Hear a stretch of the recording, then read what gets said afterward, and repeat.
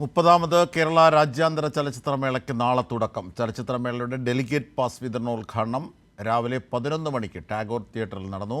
സാംസ്കാരിക വകുപ്പ് director doctor ദിവ്യ S അയ്യരിൽ നിന്നും ചലച്ചിത്ര താരം ലിജോ മോൾ ജോസ് ആണ് ആദ്യ ഡെലിഗേറ്റ് പാസ് ഏറ്റുവാങ്ങിയത്. ഇനി ഒരാഴ്ചക്കാലം തലസ്ഥാന നഗരി സിനിമാ നഗരിയായി മാറും. 12 മുതൽ 19 വരെയാണ് 30ാമത് കേരള രാജ്യാന്തര ചലച്ചിത്രമേള നടക്കുന്നത്. 2024 സംസ്ഥാന ചലച്ചിത്ര അവാർഡ് ജേതാവ് കൂടിയായ ലിജോ മോൾ ജോസ് ആദ്യ ഡെലിഗേറ്റ് പാസ് ഏറ്റുവാങ്ങി.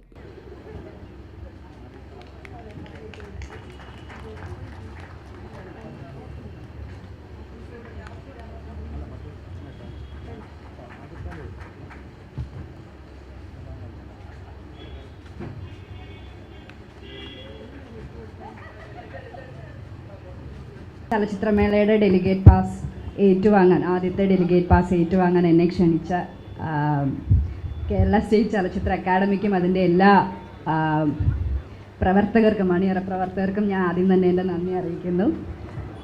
എൻ്റെ എൻ്റെ ആദ്യത്തെ IFFK എക്സ്പീരിയൻസ് എന്ന് പറയുന്നത് ഞാൻ സിനിമയിൽ വരുന്നതിന് മുൻപാണ്. 2013 ഞാൻ ആദ്യമായിട്ട് IFFKക്ക് വരുന്നത്. IFFK എന്ന് പറയുമ്പോൾ ഒരുപാട് സന്തോഷം നിറഞ്ഞ ഓർമ്മകളാണ്. നിങ്ങൾക്ക് എല്ലാവർക്കും അത് അങ്ങനെ തന്നെ ആയിരിക്കുമെന്ന് എനിക്ക് ഉറപ്പുണ്ട്. ഈ 30ാമത് IFFK തീർച്ചയായും ഒരു വലിയ വിജയമായി തീരട്ടെ.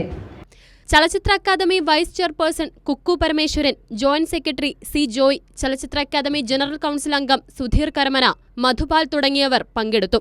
26 വിഭാഗങ്ങളിലായി 82 രാജ്യങ്ങളിൽ നിന്നുള്ള 206 ചിത്രങ്ങളാണ് ഇത്തവണ മേളയുടെ ഭാഗമാകുന്നത്. ആൻമേരി ജാസിർ സംവിധാനം ചെയ്ത പലസ്തീൻ 36 ആണ് ഉദ്ഘാടന ചിത്രം.